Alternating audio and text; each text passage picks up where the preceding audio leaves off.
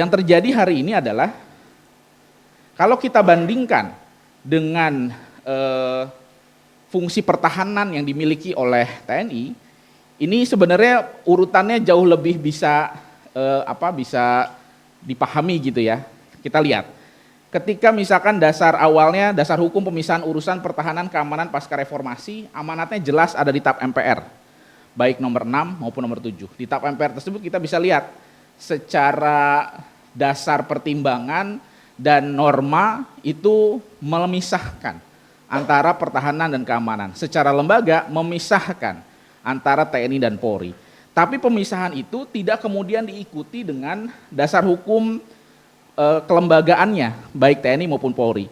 Setelah TAP MPR 6 dan 7, yang dilakukan untuk keamanan adalah justru membuat langsung undang-undang tentang Polri.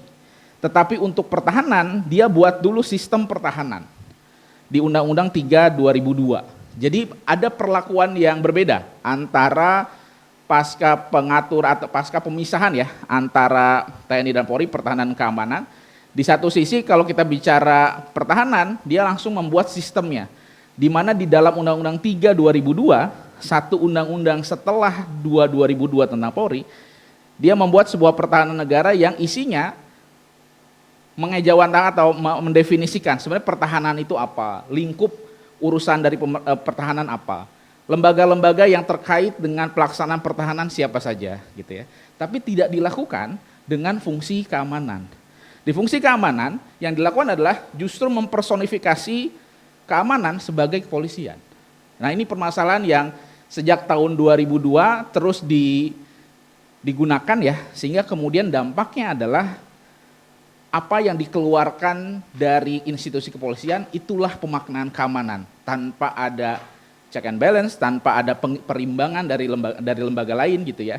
Nah, ini yang kemudian sampai saat ini kita rasakan bagaimana kesewenang-wenangan semakin tinggi, lalu kemudian dominasi kepolisian dalam menginterpretasikan keamanan nasional itu sangat dominan, seolah-olah tanpa ada perlawanan begitu ya. Karena sejak awal amanat pemisahan keamanan dan pertahanan TNI dan Polri dalam konteks keamanan itu hanya dimaknai mempersonifikasikan kelembagaannya tanpa mendefinisikan sebenarnya keamanan nasional atau keamanan dan pertahanan, keamanan dan ketertiban masyarakat seperti yang diatur dalam pasal 30 ayat 4 itu sebenarnya batasannya apa, kelembagaan yang terkaitnya siapa saja.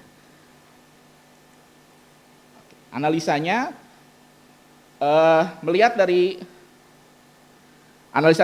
dari data tersebut, informasi tersebut bahwa Indonesia tidak memiliki konsep keamanan ketertiban yang secara konsisten diterapkan dan memiliki sistem kelembagaan yang saling mengimbangi dan akuntabel.